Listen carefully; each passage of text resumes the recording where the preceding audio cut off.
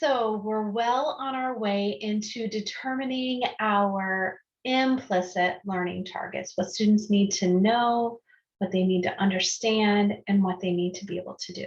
Things that are not explicitly stated in the standard. This is where that deep thinking work comes in, where we really start to critically consider unpacking the standard. And today I want to teach you that it's really important for us as educators to think about what do our students need to be able to do with this standard? What do they need to be able to do with this? So when I think about unpacking standards, I think about how are they going to use this? When are they going to use this? Where in the real world are they going to use this? And most of the time, well, in our example here, most of our students are going to be drivers. And so they will be merging onto highways, right? And we want them to merge well. But most of our standards actually do get applied in real life, or there is some sort of transference or connection. And so it helps us when we can determine what our students would be able to do with this standard outside of this existing situation in our classrooms. It helps us make it relevant for our students and for them to see the importance of the learning. I want to go back to our document here. And so what we've done so far is we've unpacked the standard, determined explicit learning targets, and now we are moving on to determining our implicit learning targets here, the implicit learning. And I want us to think about what do students need to be able to do when it comes to that they should be able to identify and comply with merging, speed control, lane selection, and existing situations on limited access highways at speeds of 55 miles per hour. So I want to think about this for a second and then think about how they're going to apply this outside of the classroom in the real world. And a couple of things that I'm thinking. So I'm thinking that one of the things they need to be able to do is they need to be able to safely merge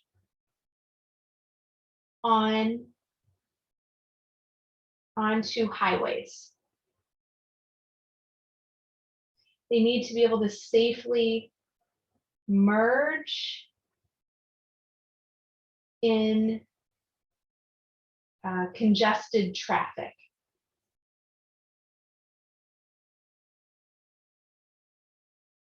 I mean, we want them to do that, right? We want it to be them to understand we want them to be able to, even when it's congested, safely merge onto a highway.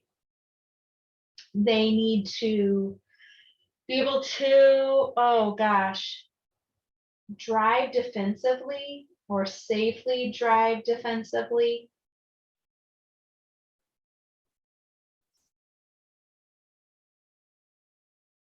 And I think doing that by using speed.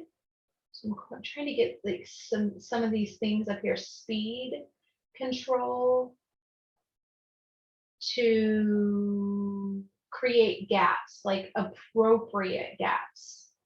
Appropriate gaps.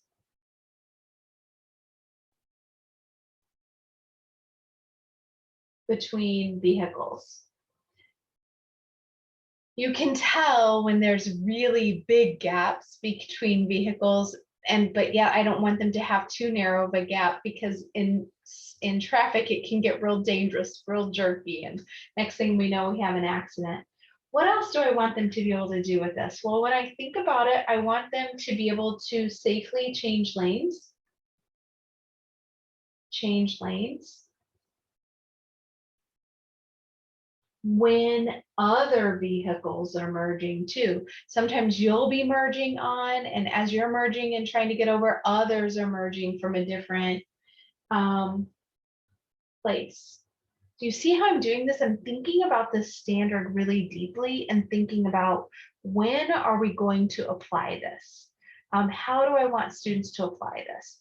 And I'm assuming that the students that would be applying this, like what is age appropriate for them to apply this? So they're going to be on the highway learning how to drive, or they should be, right?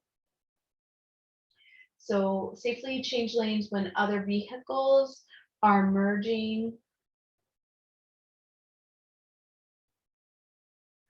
onto the highway.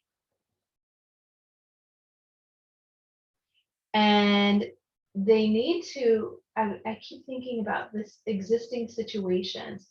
They need to be able to navigate, that's a terrible V, navigate the ever-changing, like, I'm gonna say ever-changing landscape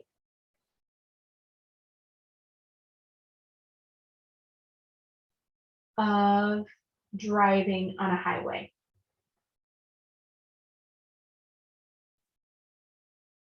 Things at that speed can change in an instant, right?